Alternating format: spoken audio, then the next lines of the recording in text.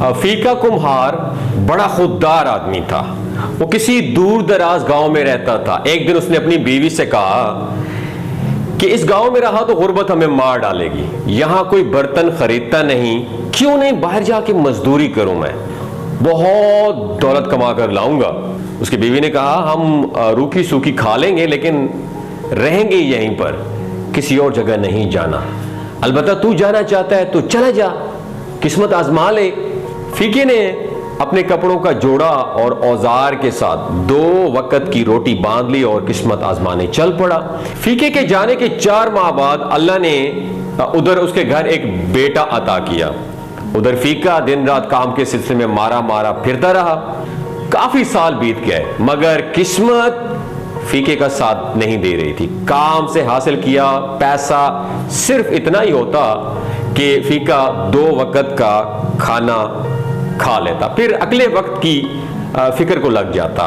ये कोई 18 साल गुजर गया इसमें और वो वापस ना आया। बेटा अब जवान हो चुका था, मेहनत मजदूरी करता था, उनके दिन अच्छे हो गए।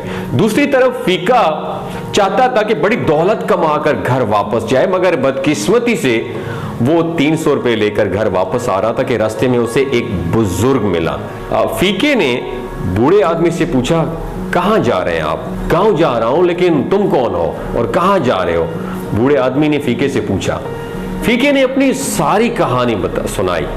बुजुर्ग ने कहा बेटा मैं तुम्हें हिकमत की 3 बातें बताता हूं, लेकिन एक बात का 100 रुपए चार्ज करूंगा, 100 रुपए फीस लूंगा। फीका आखिरकार मान गया।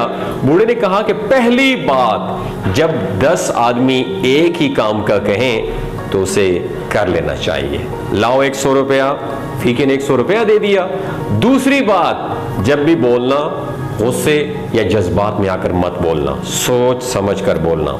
लाओ पैसे। अब दूसरा 100 भी गया।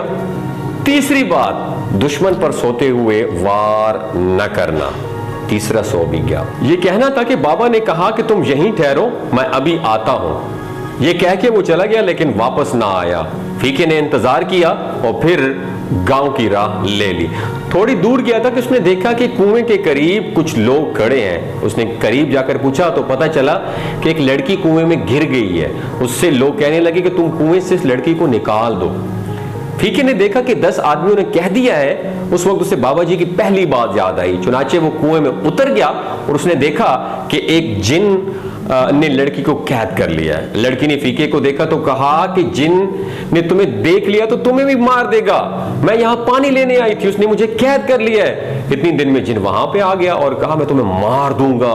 फीके ने उस बाबा जी की दूसरी बात याद आई। उसने बड़ी समझदारी से जिन को बातों में लगाया और जिन की तारीफ शुरू कर दी। यह सुनना था कि जिन मस्त हो गया और इतने में उसने जल्दी से तोते की गर्दन मोड़ दी और वहां से ढेरों हीरे जवाहरात लेकर खुशी खुशी अपने घर चला गया। और जब वो घर पहुंचा तो रात थी।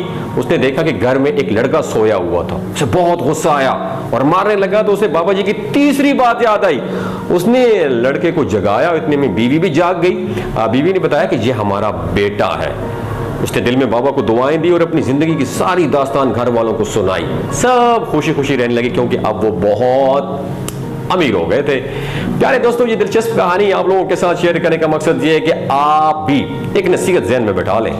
बुजुर्ग हमें जो नसीहत करते हैं, अगर हम उनकी हर बात मान लें, अमल शुरू कर दें, तो हमें अपनी जिंदगी में परेशानी ना हो।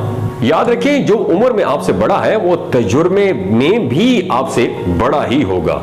अगर आप बगैर नुकसान उठाए तरक्की करना चाहते हैं, कामयाबी के जीने तय करना चाहते हैं, तो बुजुर्गों के तजुर्बे से फायदा जरूर उठाएं। वो जो हमें नसीहत करते हैं वो उनकी जिंदगी का निचोड़ होती है। आप अगर किसी बड़े की बात मानते हैं, मसलन वो आपसे 30 साल बड़ा है, तो गोया आप 30 साल से आगे का सफर छोटी सी उम्र में तय करना शुरू कर देते हैं।